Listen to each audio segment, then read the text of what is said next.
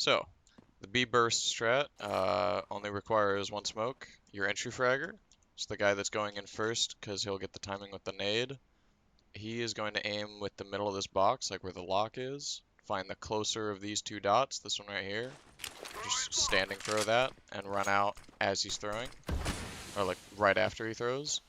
This is going to help because if everyone is behind him, he is the entry fragger, then no one can beat that smoke and accidentally get there too fast. Your furthest back guy is going to line up with the middle of this arch. It's not a super critical lineup, and then just aim somewhere above this this blotch on the wall here, like right in this area, and jump throw. That's gonna go through this little gap, and he's gonna throw two of these. Now this thing does kind of kick you to the side when you hit the little ramped part, so you gotta tuck back into the wall to throw it again. But it's just a 1 and 2. Then your other guys, if they want, are going to be throwing flashes that bounce off this part of the wall. And that is going to tuck behind this angle so that coming out you won't get blind. So in total, all it is one guy blocking off all of these angles. You can't hold that, you can't hold that, can't hold that, you gotta hold right here. Can't hold it from here, you gotta hold over here. And you can't see anything if you're the car guy.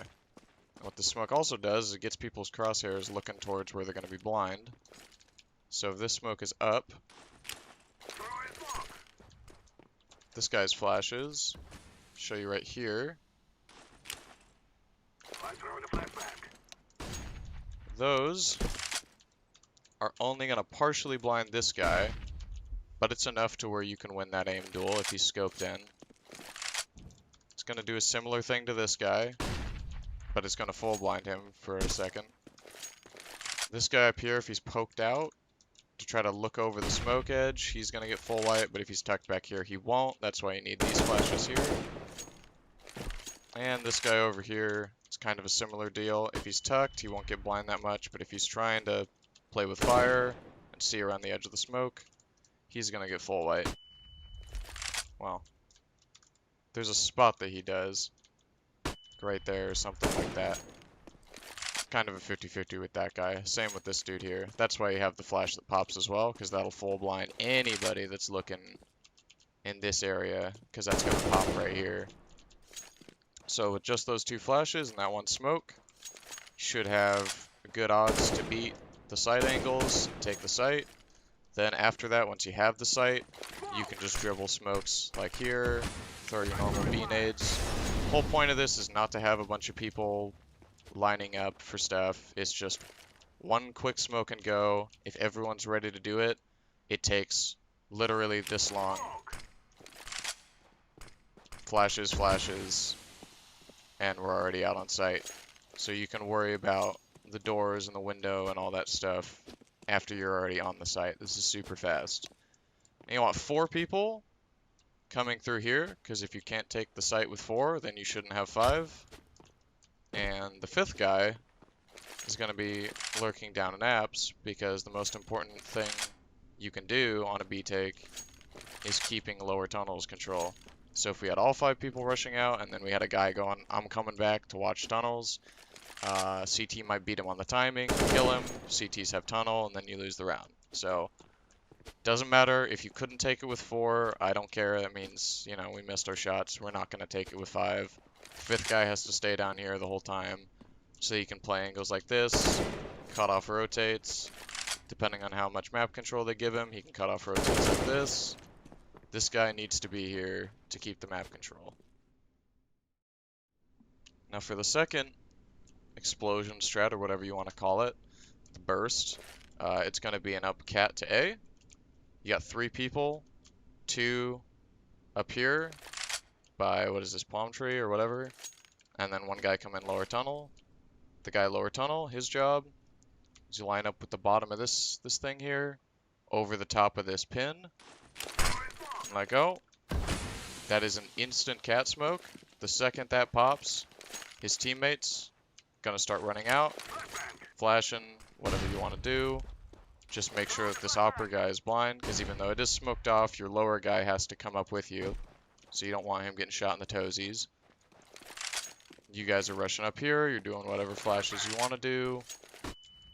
Throwing quick mollies, no setups. We want this going as fast as possible, because with how fast this smoke went off, from the time it takes for this to go pop, or there we go, pop, from the time it takes for that to happen and people to be up cat, the long guys, the A guys should still be worried about long. They shouldn't all be focused on here. Now your other two guys, it's the fun part, get to throw this smoke. You line up with the middle of this brick wall, and then you take this line here, this inner arch line, and you take it all the way up to the bottom of this decorative thing here. So you come up to here, and if you aim a little bit to the left of that line, it's better than aiming a little bit to the right, because you'll miss the smoke, but it's not an exact science. It's somewhere in this area. And then you're going to running jump throw until your crosshair hits this line right here. So it's all at once. You line it up. Pop. Launch it when it gets there. That is going to be a CT cross smoke. Not a good one. Not the one you're going to cross with. Obviously, you're going to want to do more once you get here. But what this does is it prevents the CTs from holding angles like this. And especially on car, well, your cat guys are flashing and running out here. So the only fights that's going to be smoked off, something like in the neighborhood of that smoke. Their whole sphere of worry is here, here, here, and here. They don't, you know, if they want, they can throw a molly here because there's three guys. One of them can have a molly out. They can do that, make it easier on themselves, but there's no long control or guy in this deep corner that can be opping them. It's all worrying about side angles and the places they're mollying off on site. Then, after that running throw, so he's going to throw this. He's going to wait to throw this until the double doors smoke pops. Hear that double door smoke pop? Then he goes. Then you're just going to take long like normal. But you guys are the people shooting in the back. You're not the ones entry fragging. So you want the cat guys to take the heat first. That's going to pull a guy that might be playing close. He might be playing pit. Whatever. He might be playing corner. They're going to see the smoke pop at mid double doors. They're going to hear people running up. They're going to hear people flashing. They don't know if all five are there because the op can't see it. They're going to start rotating back here. That's when you want to come out. You don't want to throw flashes long or anything to let them know that you're coming long. You and the other guy are solely here to take the fights on these guys while they're fighting from covered positions, fighting the cat dudes.